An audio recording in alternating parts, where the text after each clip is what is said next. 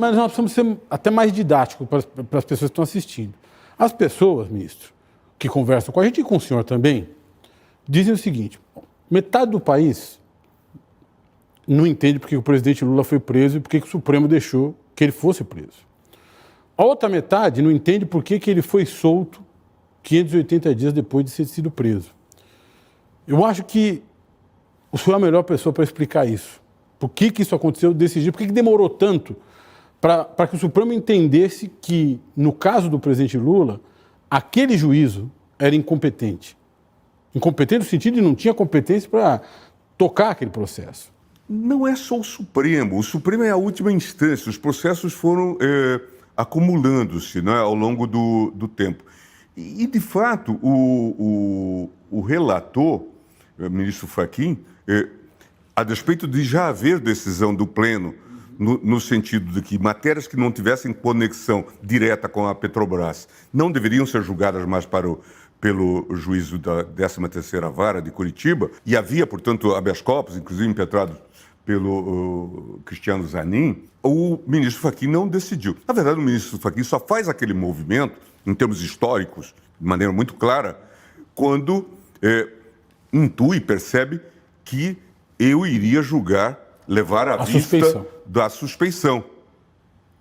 Aí ele faz aquele despacho concedendo, anulando, portanto, os processos que estavam em Curitiba, e dizia também que ficava prejudicado o caso da suspeição. E isso numa segunda-feira.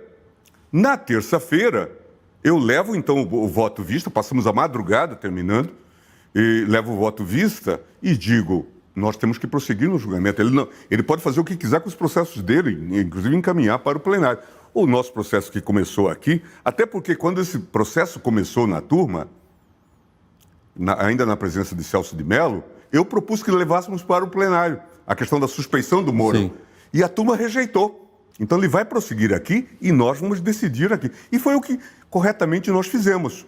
Porque a partir daí ficou claro que era um juízo de suspeição. É claro que nós estávamos também num outro contexto que a gente tem que relembrar aqui, não é? E que reforçou imensamente a concepção negativa sobre tudo aquilo que se passou em Curitiba. E quanto mais se descobre, quanto mais fatos são revelados, a gente vê que essa praxis se tornou algo extensivo. Veja o que aconteceu agora na 7ª Vara lá do Rio de Janeiro, do juiz Bretas. Então, a revelação pela Vaza Jato do que era o submundo, porque é essa expressão que nós temos que usar, é o submundo da Vara de Curitiba. E é curioso isso. De fato, houve muitas respostas, o judiciário passou a anular, mas ninguém está discutindo hoje ainda, e aí acho que faltam das associações, da OAB, a própria Justiça Federal teria que estar fazendo um meia-culpa. O que nós fizemos de errado para contratar um juiz como o Moro? Que prova errada a gente faz para permitir que o sujeito escreva conge? E que tem uma concepção fascista do processo penal, que os próprios procuradores chamavam o Código do Russo. Isso. Que podia ser o Código Soviético. O apelido do Moro. Agora, nós temos que discutir seriamente isso. O Congresso aprovou o juiz de garantias. Temos que implementar, porque há algo de muito errado para a gente não reeditar isso. Juiz mal escolhido, mal formado, porque não há nenhuma dúvida sobre isso, não sabia processo, não tinha noção mínima. E, de fato, eu acho que nós deveríamos estar discutindo. Eu acho que o Conselho da Justiça Federal, por exemplo, que é o órgão correcional, teria que estar hoje refazendo isso. Que concurso eu faço que seleciono esses tipos? Veja, eu fui aluno, estudioso, deve supor, e tal, que carregava livros. Magrinho carregava livros, tem fotos minhas aí. A imprensa possa mostrar o juiz Bretas na academia, mostrando músculos. Isso. Há algo de errado nisso. Quer dizer, nós estamos selecionando gente para mostrar músculo? Ou isso é um trabalho intelectual? Quer dizer, há algo de muito errado para ter produzido. Felizmente, nós conseguimos conter, mas é preciso entrar nas causas e não deixar mais que isso se repita. Quando nós nos contrapusemos a isso, eu digo nós três nos contrapusemos a isso, nós fomos todos os três chamados de defensores de corruptos. Nós estamos só defendendo a democracia brasileira, o devido processo legal, o direito das pessoas se defenderem perante o juiz, perante os tribunais. E foi um período muito duro, que ainda pode se repetir, ministro, porque as leis que permitiram isso estão aí, as duas leis de 2013. A lei de organização criminosa, que contempla a delação premiada, que acoplada à prisão cautelar virou uma tortura, e a lei de anticorrupção, que levou à terra as grandes empresas. São leis que foram feitas por procuradores e juízes desse grupo. E que o governo do PT à época, o governo da Dilma, inclusive com o ministro Cardoso, à frente do Ministério da Justiça, chancelaram, entendendo que aquilo era relevante para o combate à corrupção. E era o ano de 2013, né? Isso. A Dilma sancionou isso em agosto de 2013, quando nós tivemos o ano do Vale Tudo, né? Isso. As pessoas eram Black contra Blocs também. Black Blocs, as pessoas eram contra qualquer coisa. Então vamos demonstrar que nós combatemos a corrupção. É isso. E aí veio a 2846, leniência, 2850, que tem a da delação das organizações criminosas, e o caos se instalou. O caos se instalou. E, na verdade, se imaginava o debate no Congresso. Não, isso é para o crime organizado em geral. Se voltou contra a política, e aí um dado interessante. Hoje nós temos muitas pendências lá, inclusive na segunda turma, com o ministro Fachin, de pedidos da Polícia Federal para anular os benefícios dos acordos, porque eles se revelaram imprestáveis. Sim. Como, por exemplo, o caso do Sérgio Machado e outros. Mas muita gente foi presa por conta disso. E muita gente ainda hoje responde processo por conta disso. E esses benefícios não foram cancelados. Imagina as consequências que isso teve, inclusive, na economia. Aí, que eu falei do livro, o Valfrido escreveu um livro sobre isso, que chama, aliás, dá um nome. O espetáculo da corrupção. O espetáculo da corrupção. Né? Claro, porque era todo um modelo engendrado e que, ao fim e ao cabo, vai ser usado para produzir Bolsonaro. Claro. Tanto é que não tem nenhuma dúvida. Esses dias saiu uma declaração que eu achei muito engraçada do Deltan Dallagnol dizendo sobre essa questão das joias. Veja, não vou fazer nenhum juízo sobre isso. E ele dizendo assim, por enquanto eu tenho muitas dúvidas, estou estudando porque é um tema muito complexo. Partindo dele é até algo positivo, né? Porque ele tinha juízo sobre tudo. Né? Lembra do famoso organograma, né? Do PowerPoint e coisa. Não, nós temos que agora é aquela linha, né? Que está nas músicas, né? Do cancioneiro popular. Primeiro é preciso julgar para depois condenar, não é? Quer dizer, eles não sabiam disso, julgavam antes.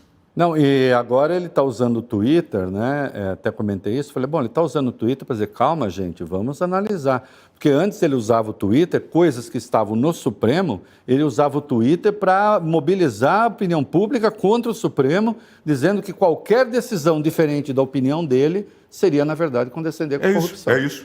Ele fez isso. Não, e fazia campanha. Sérgio Moro fazia isso. E fazia campanha contra os ministros da segunda turma, e com auxílio da imprensa, que julgavam, segundo os parâmetros dele, contra os interesses da Lava Jato. Ou aquele episódio que aparece do tal professor Cavalhosa, que estava sendo assessorado pela Monique Schecker, uma procuradora, para fazer o pedido de impeachment meu. Isso. Ou pedidos que eles faziam para que nós fôssemos investigados pela Receita Federal, subliminarmente.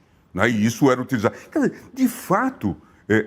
Aliás, chegaram a escarafunchar a sua vida na Receita, né? Sim. Sua, da sua mulher.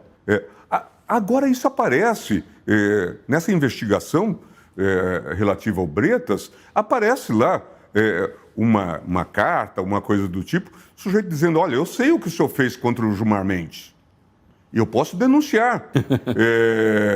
A investigação que abriram contra mim, contra o IDP, foi feita no Espírito Santo, por um auditor de nome Luciano Castro, que era supervisionado por Marco Aurélio da Silva Canal, que era também auditor fiscal e chefe do compliance da Lava Jato no Rio. Depois, este sujeito, Marco Aurélio da Silva Canal, se descobre que ele estava fazendo extorsão contra os investigados da Lava Jato no Rio de Janeiro. Estado paralelo, Estado policial e Estado criminoso, tudo junto. E no Brasil a gente também descobre uma outra questão, que mostra-se nessa participação do Moro, na contratação dessa empresa americana, que depois vai contratá-lo. Álvares e Marçal. Álvares e Marçal. A gente descobre o quê? Que os combatentes de corrupção gostam muito de dinheiro. É uma coisa curiosa. O próprio acordo da Fundação Dallagnol, 2,5 bi, que daria um pedaço para os clientes do Dr. Carvalhosa, os minoritários da Petrobras. Veja, é todo um quadro preocupante. E tudo isso precisa ser refeito, Por isso que é importante cobrar do Supremo decidir a questão do juiz de garantias. Porque esse sistema tem que ser varrido. É importante explicar para as pessoas o que é isso. Né? Tem um juiz que julga e tem um juiz que instrui o processo, ou seja, coleta as provas para formar uma opinião sobre o caso. O juiz que coleta as provas, ele se emporcalha da prova, ele defere quebra de sigilo bancário, quebra de sigilo fiscal, não é isso, ministro? E aí ele forma uma opinião. Ele já faz escolhas. Escolhas. E aí não é justo que ele julgue a causa, porque ele perdeu a imparcialidade. É isso, né? É isso. Fundamentalmente é fazer essa separação e não ter esse envolvimento, inclusive de cooperação que nós vimos, né? Que é o caso mais escandaloso que se conhece. A Vaza Jato revelou. Eu fiz parte do consórcio, inclusive, da Vaza Jato. O Reinaldo esteve naquele grupo que podia divulgar os conteúdos. E tudo que sai daquilo enoja, é nojento. Denúncia que era submetida ao russo antes, para ele dizer, acrescenta isso ou acrescenta aquilo.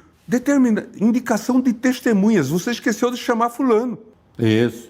E coisa... É hora de fazer uma nova fase, hora de uma nova fase na Operação Lava Jato, também combinado, revelado pelo Intercept Brasil, com Leandro Demore. Muita coisa errada. E aí a gente tem que, de novo, voltar às causas. Poxa, como que a gente selecionou essa gente tão chinfrim?